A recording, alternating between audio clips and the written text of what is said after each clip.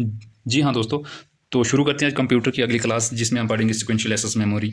Sequential access memory जो हमारे पास आज का मेन टॉपिक है दोस्तों, वो है रैंडम एक्सेस मेमोरी। लेकिन इस चीज़ को पढ़ने से पहले हमें सीक्वेंशियल एक्सेस मेमोरी का पता होना चाहिए। कंप्यूटर में सेव करने के लिए या प्ले करने के लिए हमारे पास दो ऑपरेशन लगते हैं दोस्तों, जिसे हम राइट एंड रीड ऑपरेशन कहते हैं दोस्तों। सेव करने को हम राइट ऑपरेशन कहते हैं और प्ले करने को हम रीड ऑपरेशन कहते हैं दोस्तों। एग्जाम्पल के तौर पर हमारे पास दोस्तों वॉकी टॉकी हुआ करता था। वॉकी टॉकी में हमारे पास मैग्नेटिक टेप लगाई जाती थी, जिसमें हमारे पास जो भी म्यूज़िक होता था दोस्तों, वो पहले नंबर पे एक म्यूज़िक होता था, दूसरे नंबर पे और तीसरे पे और तीसरे पे और वो हम किसी तीसरे नंबर पे डायरेक्टली नहीं जा सकते थे दोस्तों। जो तीसरे नंबर का हमारे पास म्यूज़िक हुआ करता था, सॉन्ग हुआ करता था, उस पर हम डायरेक्ट नहीं जा सकते थे। उसके लिए हमें यहाँ जैसे बटन होता था दोस्तों, उसको दबा के हम खर आगे जाते थे, लेकिन एग्जैक्ट तीसरे पे नहीं पहुँच सकते थे। इसका मतलब ये सिक्वेंशली दोस्तों हमारे पास सेव होता था और उसी तरीके से रीड भी किया जाता था दोस्तों। उम्मीद है कि आपको ये वाली चीज़ आसानी से समझ आई होगी दोस्तों। तो जब हम सेव करते हैं दोस्तों तो राइट ऑपरेशन लगता है दोस्तों। तब जब हम प्ले करते हैं दोस्तों किसी भी म्यूज़िक को, तब हमारे पास रीड ऑपरेशन लगता है। अब ये सिक्वेंशियल एक्सेस मेमोरी में रीड भी सिक्वेंशली होता है दोस्तों और राइट भी सिक्वेंशली होता है। यकीन है कि ये वाली चीज़ आपको समझ आई होगी दोस्तों। डायरेक्टली एक्सेस मेमोरी क्या होता है? इसमें क्या होता है कि रीड डायरेक्टली होता है और राइट सिक्वेंशली होता है दोस्तों। यहाँ पे हम कहीं भी जा सकते हैं दोस्तों। जैसे मान के चलो हमारे पास अपने गाड़ी में म्यूज़िक लगा है दोस्तों, तो हम डायरेक्टली किसी भी गाने को प्ले करते हैं, किसी भी नंबर के गाने को प्ले कर सकते हैं। तो रीड हम डायरेक्टली करते हैं, लेकिन उसमें हम जब सेव किया जाता है कोई भी गाना, कोई भी मूवी, तो उसे हम सिक्वेंशली मैनर में सेव करते हैं। रैंडम एक्सेस मेमोरी क्या होता है? इसमें हम रीड भी डायरेक्टली करते हैं और राइट भी डायरेक्टली करते हैं। तो ये रैंडम एक्सेस मेमोरी है। अब हम रैंडम एक्सेस मेमोरी को यानी कि रैम को पढ़ते हैं अच्छी तरीके से। आज रैम को पढ़ेंगे हम। रैम को हम प्राइमरी मेमोरी भी कहते हैं, मेन मेमोरी भी कहते हैं और ये वोलाटाइल मेमोरी भी कहते हैं दोस्तों। अब ये जो वोलाटाइल मेमोरी है ना दोस्तों, इस वर्ड ने आपको काफ़ी परेशान किया है, तो आज हम इसी चीज़ को अगले वाली जो स्लाइड है उसमें इसी को पढ़ेंगे दोस्तों। तो जो हमारे पास ये है दोस्तों, जैसे एग्जांपल के तौर पे आप मान लो ये हार्ड डिस्क है दोस्तों। हार्ड डिस्क हमारे पास एक सेकेंडरी मेमोरी होती है। ये डाटा यहाँ से डाटा जाता है दोस्तों रैम में, और रैम लेके जाता है प्रोसेसर में लेके जाता है, और प्रोसेसर से डाटा वापस रैम में आता है, रैम से वापस हार्ड डिस्क में जाता है। प्रोसेसर कभी भी डायरेक्टली इनका कनेक्ट दोस्तों हार्ड डिस्क से नहीं रहता है। यही यहाँ पे समझाने का ये मतलब है कि जो मेमोरी डायरेक्टली प्रोसेसर के साथ कनेक्टेड रहती है, वो वाली हमारे पास प्राइमरी मेमोरी कहलाती है, और जो वाली मेमोरी प्रोसेसर के साथ डायरेक्टली कनेक्टेड नहीं है उसको हम सेकेंडरी मेमोरी कहते हैं दोस्तों। ये चीज़ आपको अच्छी तरह से क्लियर हुई होगी। तो अब भी हम आगे जाके जानते हैं कि वोलाटाइल मेमोरी क्या होता है। जो ये वोलाटाइल मेमोरी है दोस्तों, उसको जानने के लिए हमने एक एग्जांपल लेके रखी है। तो जैसे हम दोस्तों पेट्रोल की एक बोतल रखते हैं, तो अगर उसका हमारे पास जो कैप है, उसके जो ढक्कन है दोस्तों, अगर उसको हम ओपन रखते हैं दोस्तों, तो पूरा का पूरा जो हमारे पास पेट्रोल है ना दोस्तों, वो डिस्पेयर होना शुरू हो जाता है। मतलब खुद ही वो हवा में उड़ जाता है दोस्तों। उसी तरीके से हम वोलाटाइल मेमोरी को देखते हैं। जैसे हम दोस्तों अपने कंप्यूटर का जो है MS वर्ड खोलते हैं दोस्तों, वो कहाँ पे होता है दोस्तों? हार्ड डिस्क में।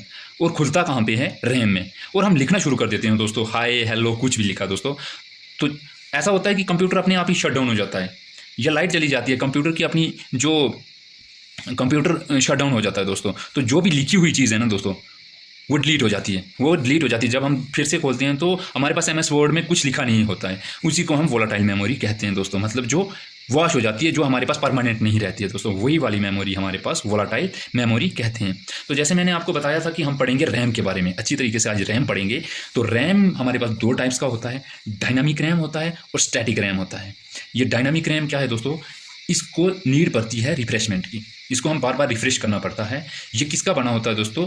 मेड अप ऑफ कैपेसिटर का ये बना होता है, और ये चीप और स्लो और चीप होता है दोस्तों। मोर डेंस होता है और as a processing device use होता है दोस्तों। डायनामिक रैम किस में यूज़ होता है? मोस्ट इंपॉर्टेंट पार्ट है दोस्तों। ये क्वेश्चन फ्रेम होता है कॉम्पिटिटिव एग्जाम में। ये dynamic RAM as a use होता है क्या? प्रोसेसिंग डिवाइस होता है दोस्तों। अब ये प्रोसेसिंग डिवाइस, रैम कैसे एक प्रोसेसिंग डिवाइस है, ये हम अगली वाली स्लाइड में बहुत अच्छे तरीके से पढ़ने वाले हैं दोस्तों। उसके बाद हमारे पास यहाँ पे है दोस्तों स्टैटिक रैम। इसको जो है हमारे पास दोस्तों कोई भी ज़रूरत नहीं होती है रिफ्रेशमेंट की। ये made up of flip flop होता है, फर्स्ट होता है, कॉस्टली होता है और लेस डेंस होता है दोस्तों। As a cache memory use होता है। अब ये कैशे मेमोरी क्या है दोस्तों? ये वाली जो हमारे पास फ्लिप फ्लॉप है, कैशे मेमोरी है, ये हमने अलग से एक वीडियो बना के रखी थी। अगर ज़रूरत है तो इसको मैं अभी आपको पढ़ा देता हूँ दोस्तों। जो हमारे पास पीछे जो हमारे पास फ्लिप फ्लॉप आया था ना दोस्तों, उसको पढ़ने के लिए हमारे पास रजिस्टर का पता होना चाहिए। रजिस्टर हमारे पास सबसे छोटी डिवाइस है और सबसे तेज़ डिवाइस है दोस्तों। सबसे फास्टेस्ट डिवाइस हमारे पास अगर आएगी वो हमारे पास रजिस्टर है, और सबसे छोटी भी डिवाइस हमारे पास रजिस्टर है। और इसी के ग्रुप ऑफ रजिस्टर को हम फ्लिप फ्लॉप कहते हैं। रजिस्टर जो है ना दोस्तों, वो डाटा को सेव नहीं करता है, स्टोरेज डाटा स्टोर नहीं करता है। फिर क्या करता है? फिर ये इंस्ट्रक्शन को सेव करता है दोस्तों, इंस्ट्रक्शन को सेव करता है। ये इंपॉर्टेंट पॉइंट है, मैं अगर बार बार रिपीट कर रहा हूँ ना दोस्तों, तो ये बहुत इंपॉर्टेंट है। फ्लिप फ्लॉप भी उसी तरीके से इंस्ट्रक्शन को सेव करता है। इसी तरीके से हमारे पास नई टर्म आ जाती है दोस्तों, बफर। ये बफर क्या चीज़ है? ये टेम्परेरी स्टोरेज है दोस्तों। मैंने पहले ही बताया था कि ये टेम्परेरी स्टोरेज है, जो रजिस्टर क्या करता है, डाटा को होल्ड करके रखता है। जो फर्दर एग्जीक्यूशन में डाटा आएगा ना दोस्तों, जो भी डाटा फर्दर एग्जीक्यूशन के लिए यूज़ होगा, उसको जो स्टोर करता है हमारे पास क्या रजिस्टर्ड, वो कहाँ पे करता है? बफर में। अब ये इंस्ट्रक्शन क्या है दोस्तों? It is a command given by a computer. ये कमांड है दोस्तों जो कंप्यूटर को दी जाती है किसी भी यूज़र के द्वारा, उसको हम इंस्ट्रक्शन कहते हैं। अब देखते हैं हम रैम को दोस्तों। जैसे रैम क्या है दोस्तों, यहाँ पे हमारे पास हार्ड डिस्क में जैसे हमारे पास रामायण है, महाभारत है, कोई भी धार्मिक ग्रंथ है, कुरान है, उसके पास बाइबल है, कुछ भी हमारे पास जो धार्मिक जैसे हमारे पास ग्रंथ होते हैं वो है दोस्तों। तो हमारे पास जो है, हमने रामायण को प्ले किया, तो वो हमारे पास क्या होता है दोस्तों, करंटली जो एग्जीक्यूटेबल डाटा होता है वो रैम में क्या होता है दोस्तों, सेव होता है। तो देखो यहाँ पे लिखा है कि रैम करंटली एग्जीक्यूटेड डाटा को सेव करता है, लेकिन ये सिर्फ और सिर्फ किसको दोस्तों? करंटली एग्जीक्यूटेबल डाटा को ही सेव करता है। इसीलिए इसको प्रोसेसिंग डिवाइस कहते हैं दोस्तों, इसीलिए इसको हम प्रोसेसिंग डिवाइस भी कहते हैं। लेकिन प्रोसेसर इसमें डाटा को सेव करता है, ना कि यूज़र इसमें डाटा को सेव नहीं कर सकता। इसमें प्रोसेसर जो है वो डाटा को सेव करता है। ये हमारे पास अच्छे तरीके से हमें पता लग गया दोस्तों कि हमारे पास जैसे रामायण है, रामायण अगर हमारे पास कहाँ पे रैम में जाता है तो ये करंटली एग्जीक्यूटेड डाटा को ही लेके जाता है। ये बहुत ही इंपॉर्टेंट एक फिनोमिना है दोस्तों, ये एक बहुत इंपॉर्टेंट कॉन्सेप्ट है जो रैम के रिलेटेड है दोस्तों। जो हमारे पास कंप्यूटर में जो हमारे पास मेमोरी लगती है ना दोस्तों, वो डायनामिक रैम होता है जो कंप्यूटर में, क्योंकि इसमें हमें नीड पड़ती है बार बार रिफ्रेशमेंट करने की। लेकिन जो फ़ोन में होता है दोस्तों, वो स्टैटिक रैम यूज़ होता है। इसमें हमें ज़रूरत नहीं पड़ती है किसकी दोस्तों? रिफ्रेशमेंट की, बार बार रिफ्रेशमेंट की ज़रूरत नहीं पड़ती। तो ये वाली टर्म क्या लिखी है दोस्तों यहाँ पे कि फ्रिक्वेंटली यूज डाटा, ये हमारे पास क्या आता है दोस्तों? इसी को हम कैशे मेमोरी कहते हैं। एक छोटी सी चिप लगाई जाती है दोस्तों, जो कहाँ पे?